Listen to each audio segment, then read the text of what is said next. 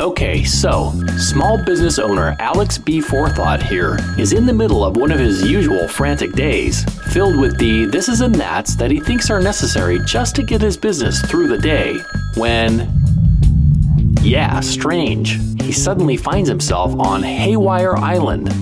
Turns out that Haywire Island is a familiar place to lots of owners of small and medium-sized businesses.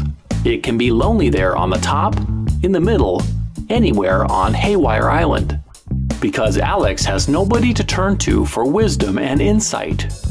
And it can be noisy there. From Alex's vantage point, he gets to see that he's spending too much time in the trenches. While he was once a visionary when he started his business, now he suffers from blurred vision, because each day is a loop of the previous. He's stuck in loop mode. But then the tides turn and Alex finds help on the horizon in the form of a board of outside advisors.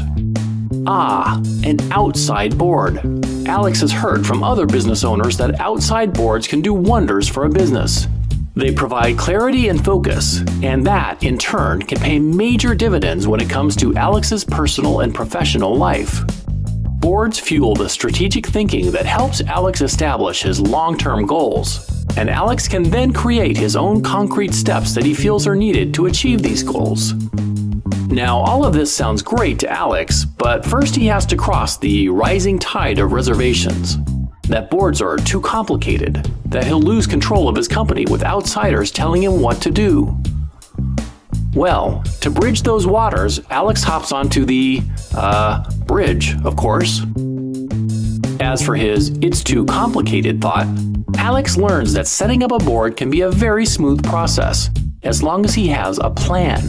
And about outsiders telling him what to do, controlling his business, well, outside boards help to navigate the future. They don't steer the ship. That's Alex's role. Outside boards are careful to never cross the line between guidance and active management.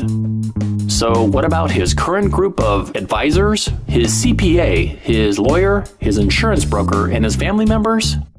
Well, technically, all of these fine people are on the inside of Alex's circle.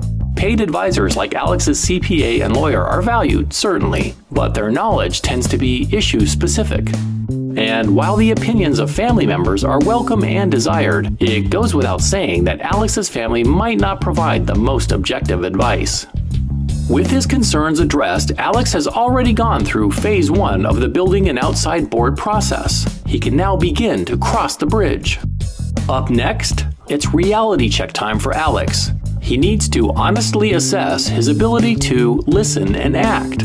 Two traits or skills that are crucial to the success of a board because, well, why organize a board filled with wisdom, talent, and trusted advice if he's not going to listen to or act upon that advice? Alex then creates a company profile which describes his business goals and purpose, and in a clear, concise way that prospective advisors can understand. Is getting a plan in shape that spells out his company's needs. Alex must assess which gaps need to be filled. The next stop for Alex is to make it happen. Here he begins to pull it all together by defining a board structure. It doesn't have to be a daunting step because he can use guidelines and examples from others who have gone before him. He needs to also make sure that he thinks about the legal consideration of having an outside board of advisors. And at this stage, he also picks up a few simple tips in selecting his outside board, like not loading his board with insiders from his own industry, being very specific about the skill sets he needs on his board, and recruiting the best individuals with those skill sets. He learns to look for good fits chemistry-wise because board chemistry is so important, and he understands to look for independent thinkers. Alex also knows that to get the most of this powerhouse team, he needs a rockin' yet structured process for his board meetings in order to unleash the expertise that they bring. And so, looking back, Alex sees that it's the expertise of others that guided him off Haywire Island. Because once he used a board, his business and personal life changed in so many cool ways. You see, in the end, he's learned that his ship has come in, that the rescue ship was indeed his ship all along. He now has his board up and running, stocked with the experience and expertise that he needs to take his business to new levels.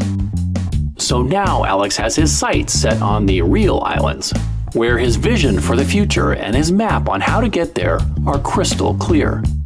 Visit Aileron and learn more about setting up an outside board of advisors. www.aileron.org